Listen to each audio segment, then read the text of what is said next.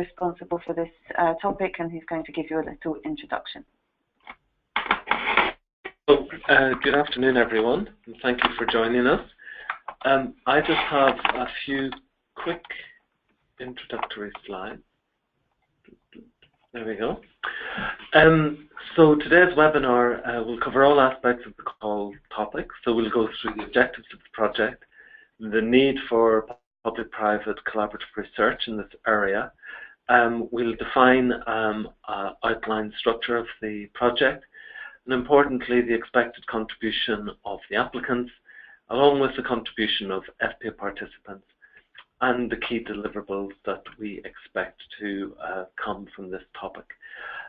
We will not cover general IMI rules and procedures. A webinar on rules and procedures will take place on the 20th of January. And the presentation and the recording of the webinar will be published at the link that is shown on the screen. Before we move on to the meat of the webinar and the topic itself, I just want to quickly remind you and introduce you some tips concerning submitting a proposal. Some of these are very self-evident, but it does surprise us that from time to time we have problems and issues with applicants that have experienced some problems that could have been easily avoided.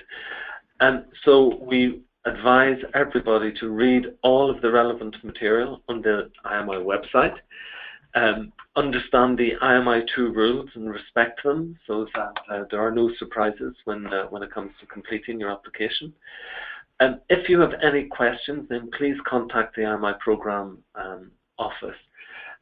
Please do not contact the FPA topic coordinators. In the interest of transparency, it is much better that the IMI program office handles all questions, even those questions related to the scientific content. If need be, we will actually act as the intermediary with the FPA topic coordinators and then return the answer and the information to the questioner. Please remember that as you write your proposal, you need to provide all the information that the reviewers need to evaluate your proposal. So it's very useful to take the perspective of the reviewer when you're writing your application. We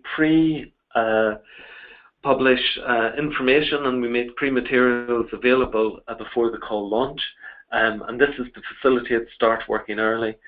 We recognize that forming the consortium and building the consortium is actually one of the bigger challenges you face in submitting a proposal to IMI.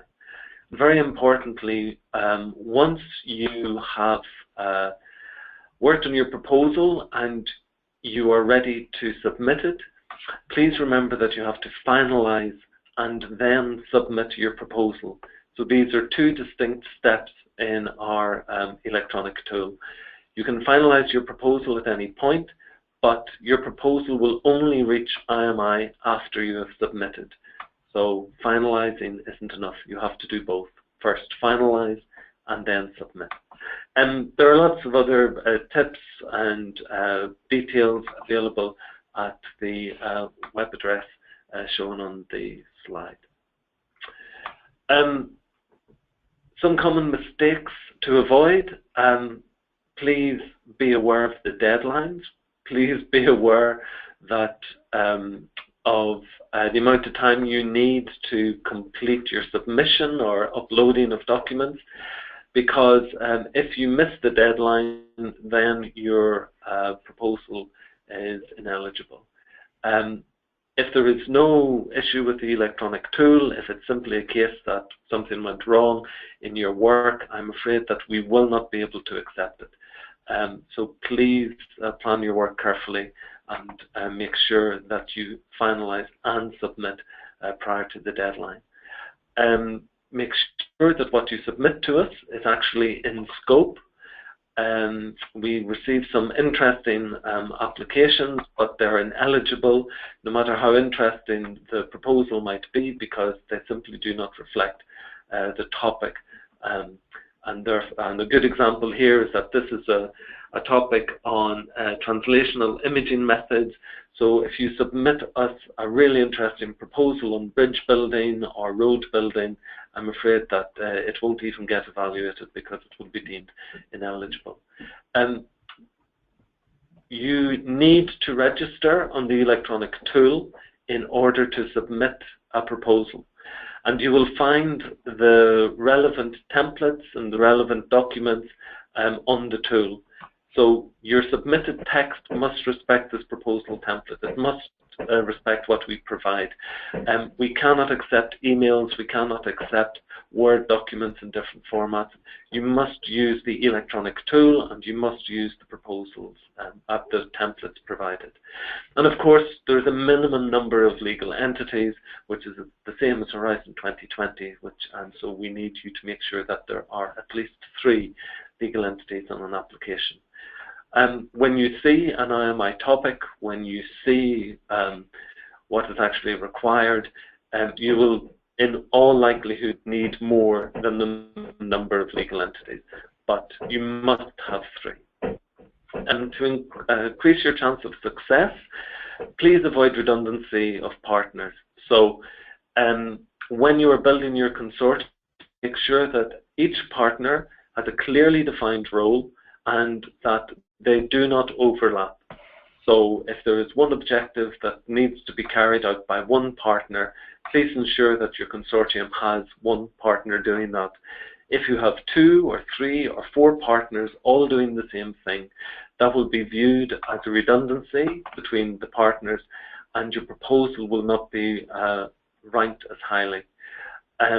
Please make sure that you address all of the objectives as laid out in the call topic text. We often receive very good applications, but they only address 50% of the call topic. And again, in this instance, it is almost impossible for your proposal to succeed. You have to address all of the objectives as laid out in the call topic text. And please remember that we need your proposals to go beyond scientific excellence. We need your applications to be scientifically excellent, and we expect that. But we also expect IMI projects to have an impact. We want their results to actually have an impact either on pharmaceutical R&D or on healthcare in general, depending on the topic. So whenever you are writing your proposal, please keep in mind that the results of your project, if funded, needs to have a sizable impact upon the field, going beyond expected scientific excellence. One of the challenges in applying to IMI is the need to build a consortium, because you need to find your project partners. Many of the consortia that apply to IMI, they already are able to identify partners amongst their own network, amongst their own contacts. So this is the starting point in forming a consortium. We provide you with the contact details of the participants to the webinar. So please take the opportunity to explore whether there are potential partners for any consortium in the webinar participants. They're interested in this topic, so we've already got a head start there. You can identify partners via the IMI Partner Search tool, or also you can get in contact with your local IMI contact point, because they may be aware of potential applicants who are looking for a consortia. And the links to these, the search tool and the contact points, information on those are available at the web addresses. You can also talk to your national, your health national contact point, and you can also network on social media via the IMI LinkedIn group. And so an important reminder, if you have any questions after this webinar, if anything's not clear, if you have specific scientific questions even on the the call topic, please contact us at the address shown here of the infodesk@imi.europa.eu. And with that, I will finish and hand over to Gunnar. Thank you, Hugh. Gunnar, it's over to you.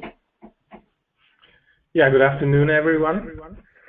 I'd also like to welcome you to this webinar about the TRISTAN project.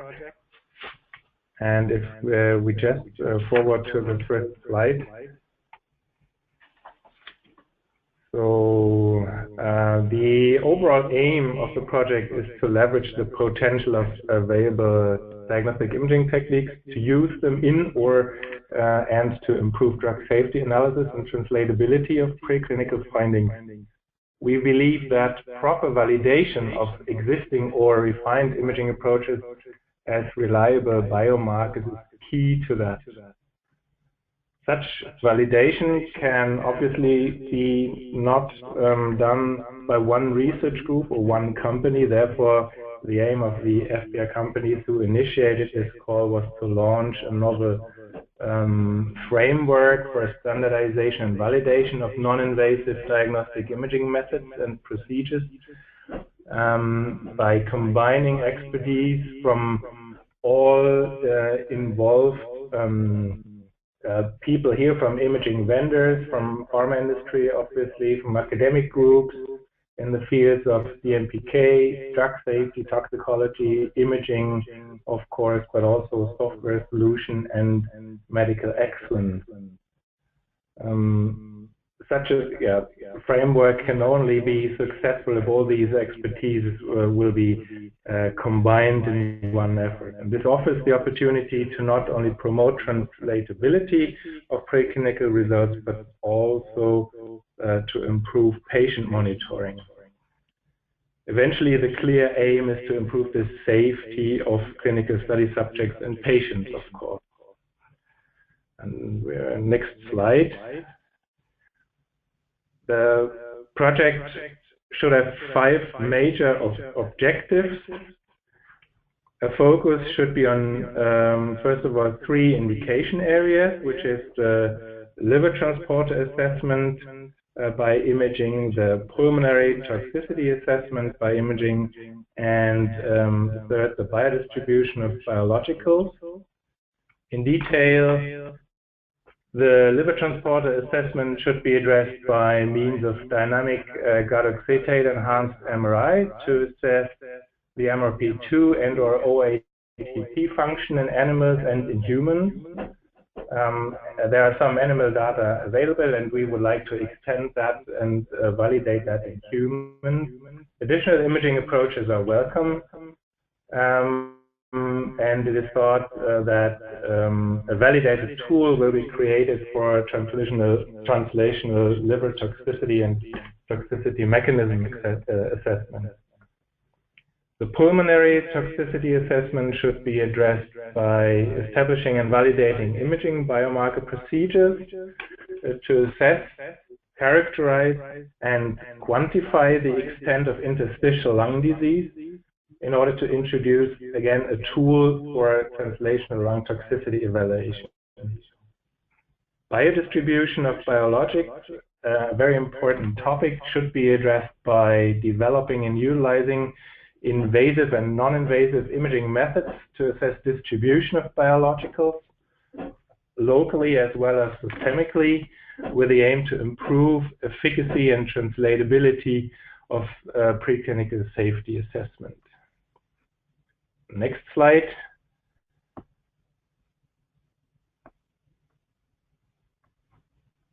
Can you go forward to the next slide, please?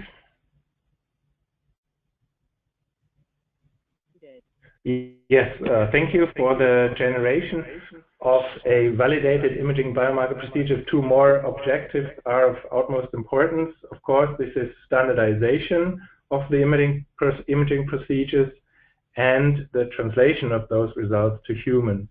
So objective 4 would be standardization and validation of image acquisition procedures, but also image evaluation procedures and result reporting, in order to establish the imaging approaches as really powerful medical assay and usable tool. And objective 5 is translation and verification of the additional value of non-invasive imaging methods in longitudinal studies, with the individuals serving as their own controls, and verification of the translatability, as I mentioned before, of the preclinical results in clinical studies. And we aim here for clinical trials with few volunteers, for instance. So next slide, please.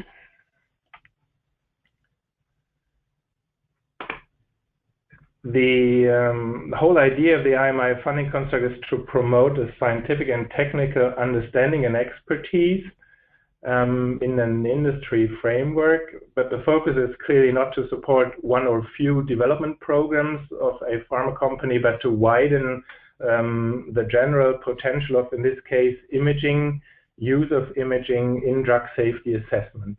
So we're convinced that the project idea that I present here perfectly fits into this framework by improving the quality of preclinical data and the possibility for improved patient monitoring, especially in early clinical trials, in advancing safety evaluations through a better understanding of longitudinal profiles associated with mechanisms of toxicity, supporting technical advances, better standardization across the imaging community to ensure protocols, biomarkers, analysis, and data interpretation are well recognized and equivalent, and by providing a basis for improved acceptance of imaging technologies and such developed imaging biomarkers by healthcare authorities and regulators so that they can readily be used in clinical trials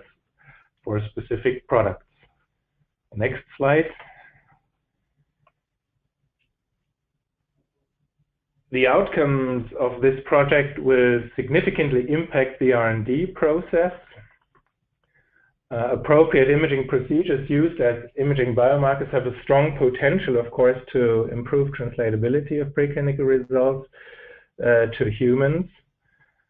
The outcomes will help to avoid late-stage attrition of development programs, which can be very expensive. We will have the opportunity to confirm drug toxicity mechanisms in humans, including the potential for determining drug-drug interactions. And we can, or will have the possibility to track drug molecules longitudinally by means of imaging.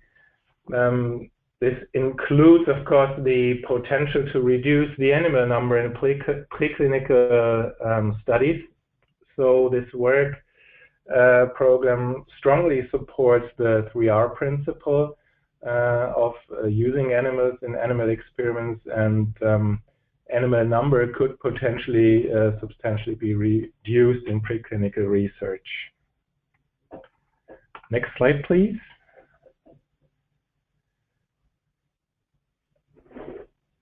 To roughly structure the project, we thought about having 5 major work packages.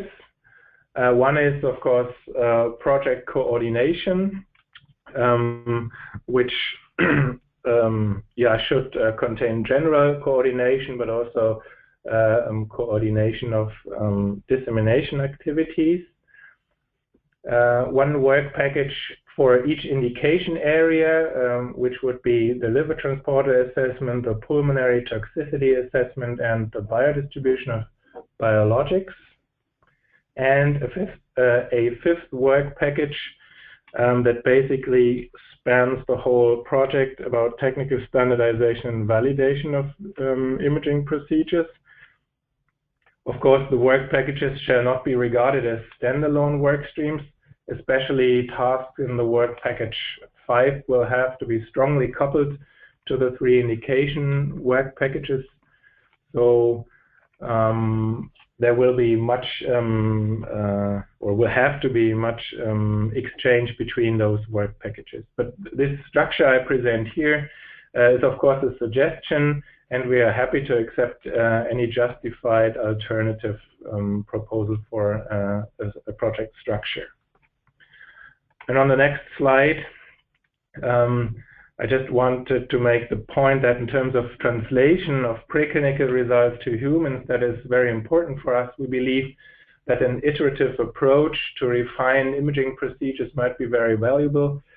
Preclinical results will, of course, be needed to initiate any clinical investigation, but clinical results, on the other hand, can be extremely helpful in revising or adapting preclinical procedures in order to strengthen their translational value. So there should a continuous cycling of ideas, a learning cycle, be established.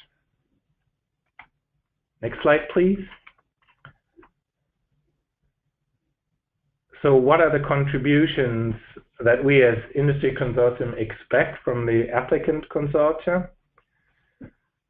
So we expect contribution with relevant animal models and imaging expertise at ideally multiple sites so that we can compare similar or identical measurements at different sites on different imaging equipment, which hopefully ends up giving the same results. We expect competency in biochemical and biological validation of the imaging results so that we have a very good understanding of what the imaging results actually means in terms of biology. That is underlying. We expect expertise in pharmacokinetic modeling of imaging data and expertise in setting up data evaluation tools for concerted evaluation of different types and different formats of data. Just to mention imaging data with respect to histological data, for instance, or other kinetic data. But this should also include, of course, storage and exchange of results.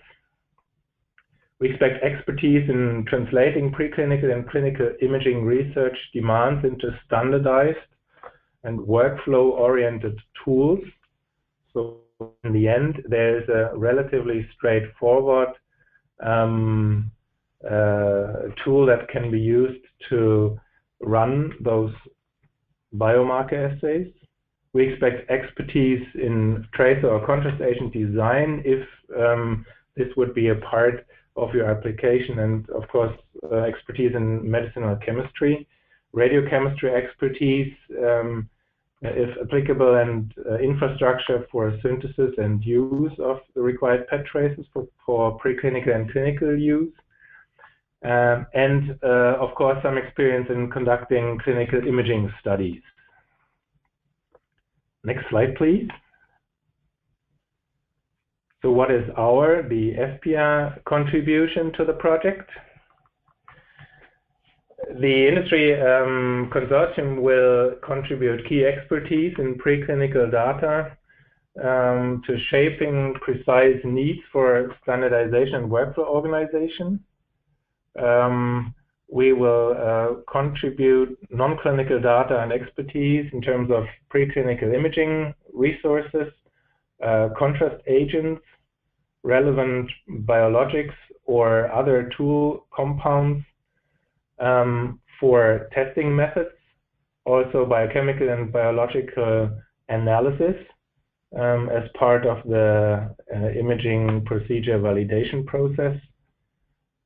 We will provide imaging technology validation, image acquisition and analysis, including also multimodality approaches, expertise in image co-registration, workflow optimization, pharmacokinetic modeling, and also consulting for hyperpolarization techniques, if this might be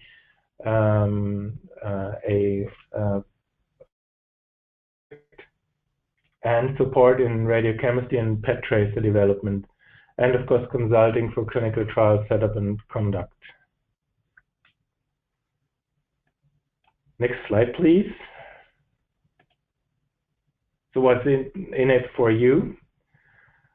Why should you apply and engage in this consortium? We believe there are many good reasons. First of all, of course, the scientific one, to further promote introduction and promotion of imaging and drug safety assessment. But for academic researchers, of course, also the possibility to assess industry resources and safety assessment expertise, as well as access to imaging compounds and tool drug compounds. For regulatory scientists, we hope at one point to be able to offer and to work out new proof of concept data for improved safety evaluation and patient monitoring. For SMEs, there would be built a forum to contribute to standardization of imaging procedures, including image evaluation, workflow organization, and data reporting.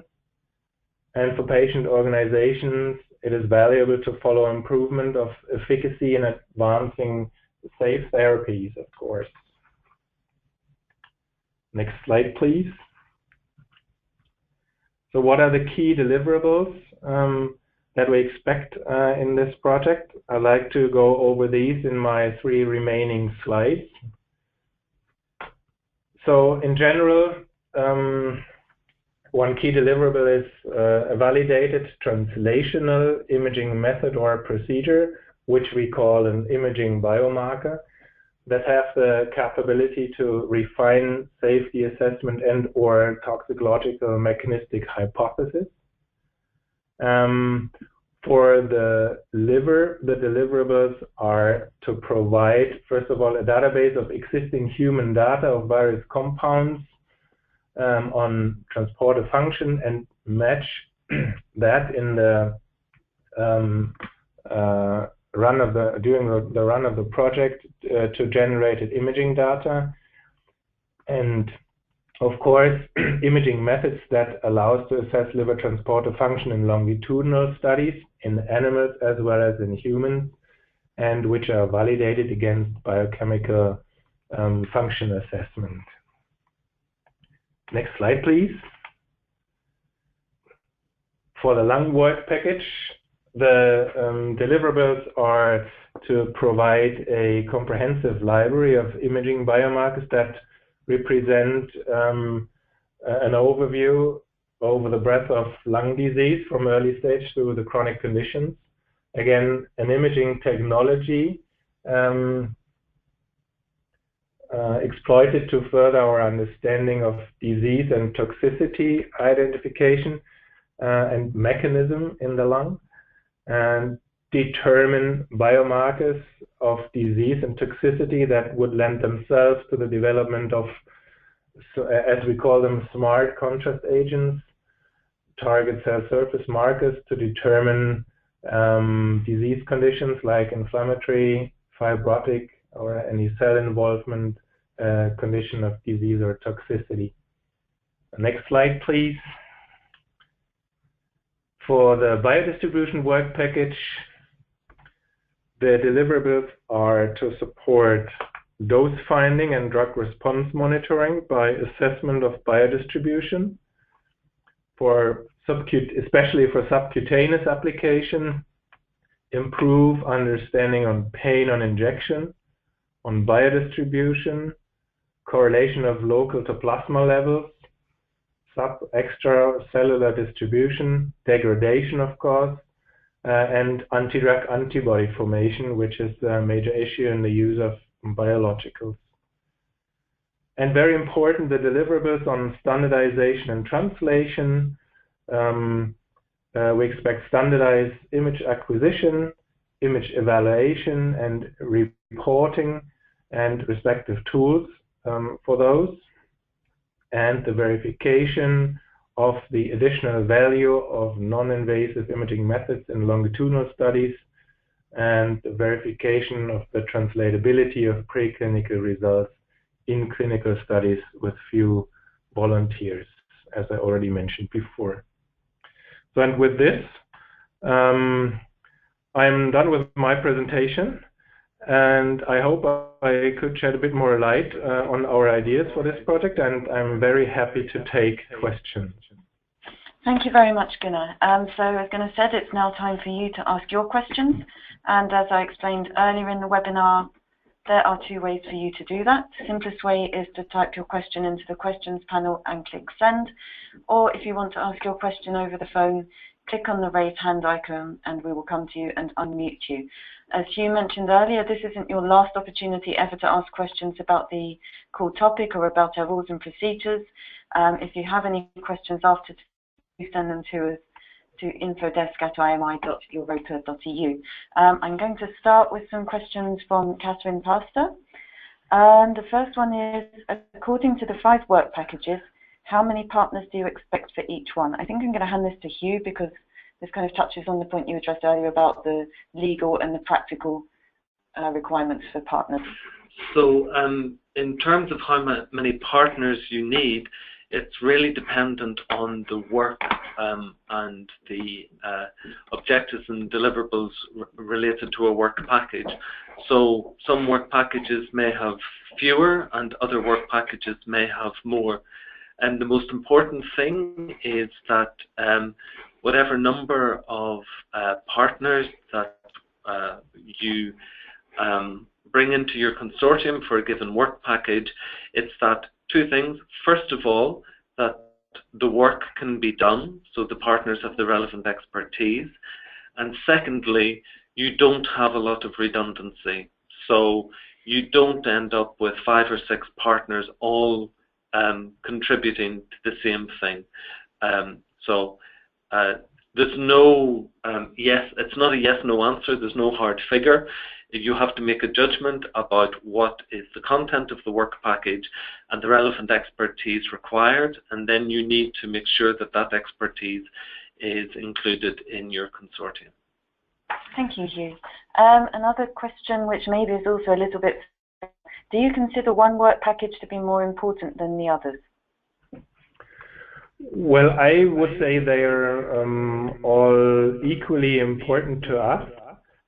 It's obvious that the focus of the work packages in terms of being preclinical or more clinical is a bit different for the 3 indication areas, as the work package for the liver transporter assessment is a bit more advanced, and here we expect more clinical work, whereas the pulmonary toxicity assessment work package is kind of in between, and the biological work package is more on the preclinical side, but we do expect translational activities in all 3 of them, and to us they are basically equally important.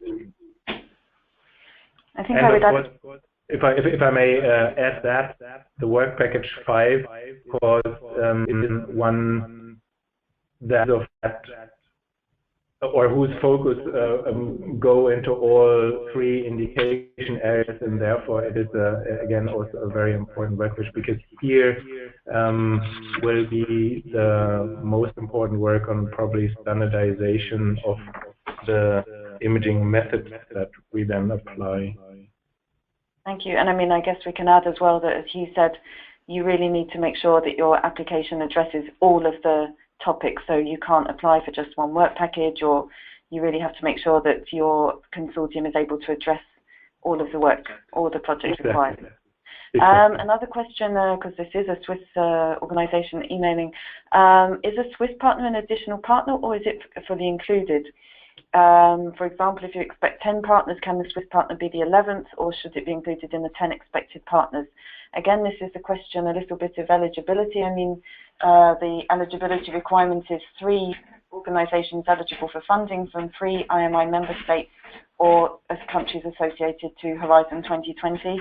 And unfortunately, Switzerland is not associated to Horizon 2020. They can get funding under some parts of the framework program, but not the part that includes IMI. You can participate in the project. You are more than welcome to do that, but any Swiss organizations are not counted in that legal minimum, and you would not be eligible for funding, unfortunately. To move on to the next question, in page 9 of the call, we read that the applicant consortium is expected to fulfill 10 items. Do we expect one partner to fulfill each item, or can partners have expertise in various items? So So again, that's a follow-on to sort of the composition of your consortium. Again, it's not you need 6, you need 10, you need 11. It's you simply need the partners to have the expertise in order to address all of the objectives. And in this case, if you have one partner that can contribute to 2 or 3 work packages, well, that's absolutely fine. As long as they have the expertise and they also have the resource, the manpower to be able to do it. And of course, as you're applying for funding, that shouldn't be an issue. So it is not, we have 10 items to be addressed, therefore you need 10 partners. You need to have the right mix and balance of partners to be able to address all of the objectives. That's the key thing. Okay, we have a question which I think is more for you, Gunnar, from Oliver Langer. Which preclinical species would be of interest for work package 2 on liver transporter assessment? Which preclinical species? I wouldn't say we have to focus on one species, but I mean, in terms of MR imaging, we could use rats, for instance. I guess this has also been done already, and start with those data, if needed, refine them, and then go on to humans. But this is not a prerequisite. This is just a suggestion, and basically, it is up to you to choose models that make scientifically sense. Thank you. We have a question from John Waterton. The FPIA participants plus GEHC and Bruker will provide 12 million euros in kind. What are the largest components of this 12 million euro in value? The contributions are kind of distributed over the industry partners, and I guess the highest contributions are for imaging resources and for resources concerning biological or biochemical validation of those imaging results. Okay. We have this question from Stephen Silbron, which I think is a bit more for Hugh. Can the work plan still change after stage 1? So yes, but it cannot radically differ from achieving the objectives of the call topic. So what will happen at stage 1 is that we will receive a number of applications. We will score and rank these, and then we will invite the top ranked public applicant to join with the FPIA consortium to work on a full proposal at stage 2. And of course, there's a lot more detail in the full proposal, and you can foresee that there may be a certain amount of change, modification, as we get more detail about what the FPIA consortium will provide.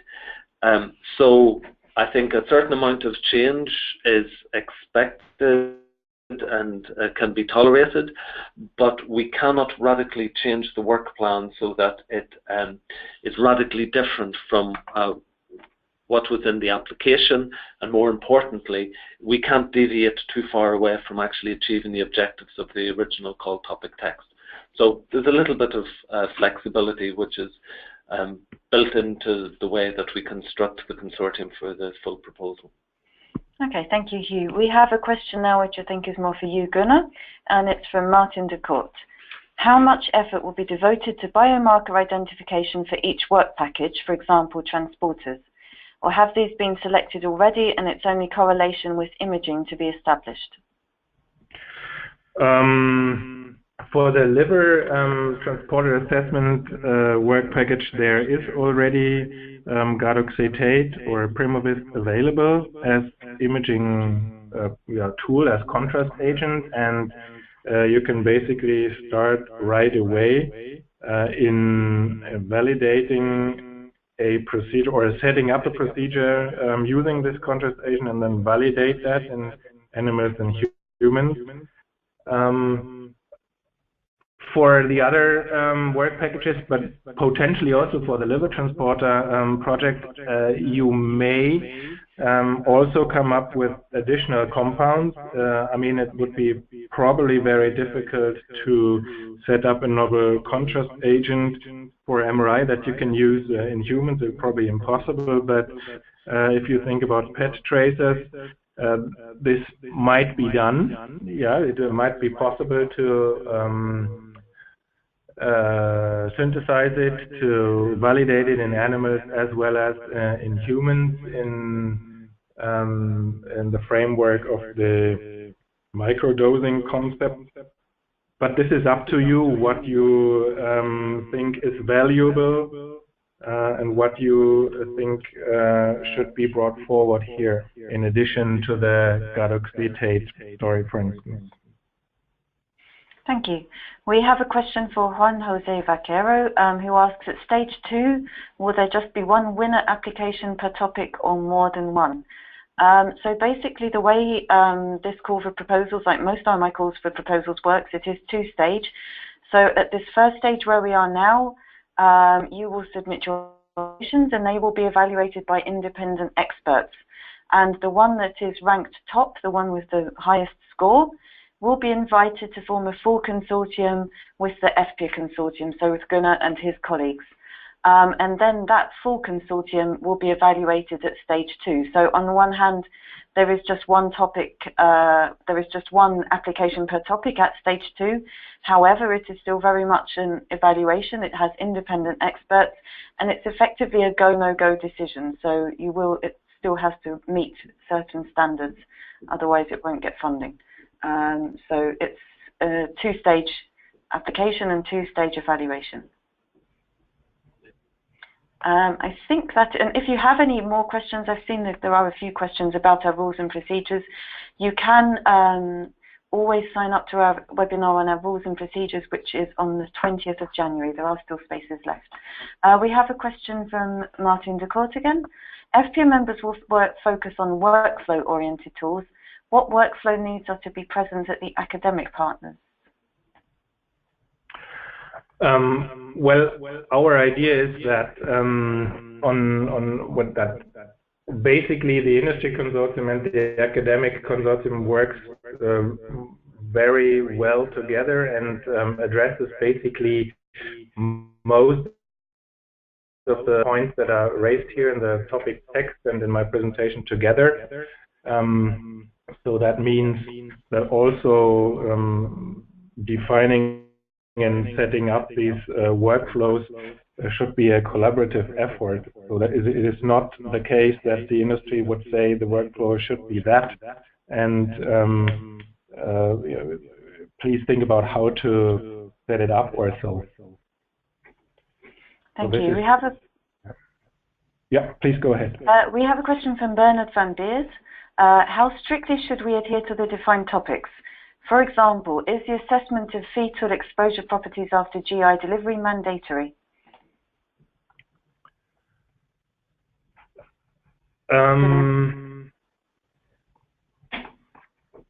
Well, I would say, let me simply think. Yeah, maybe this particular point is not really mandatory, but I think you should address most points. And if you think one point doesn't really fit into what you think is ideally combined in a joint project, then you should address why you focus or put your focus on rather these which you think are the most important ones, and leave maybe one more aside. I mean, I think again here we can add that the independent experts will judge applications against the topic text. So do read the topic text carefully. If you have any questions, you can always ask us, but that's what the independent experts will use to review it. Yeah, I mean, it's very important to remember that they will use the topic text as their guide. And so if you are asked to address certain areas such as assess fetal exposure by comparative distributions through quantification and imaging studies, and there are several points related to this, then your work should actually, your proposal should actually cover that. Now, if there are 1 or 2 points within what's quite a large amount of work that in your proposal you believe that it's not necessary or that something else should be done, be very careful. I mean, because you are getting into a scientific discussion with a panel of independent experts.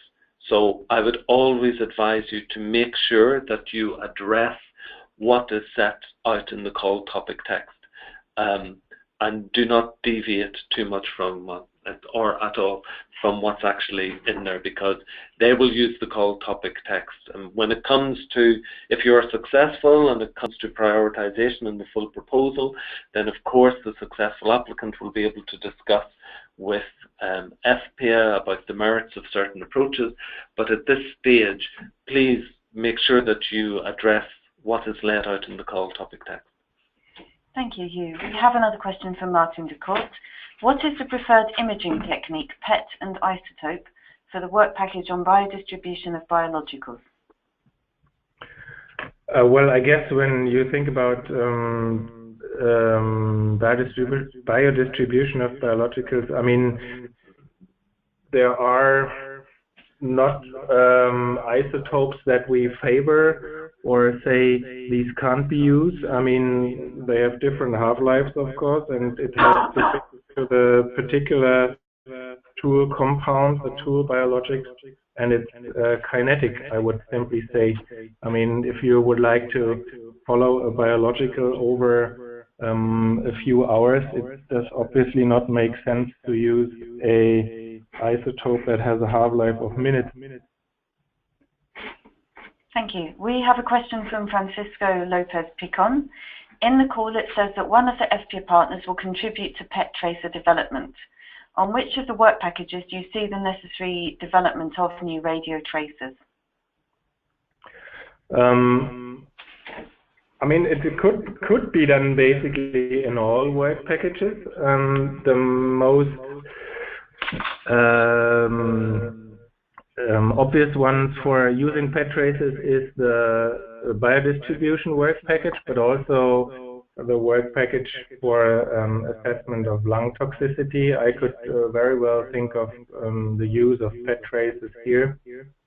Even if I think about a novel imaging method looking at bile or liver bile transporters, for instance, the BSEP transporter, where I'm not aware of let's say MR contrast agent. This could be solved by a PET agent, for instance.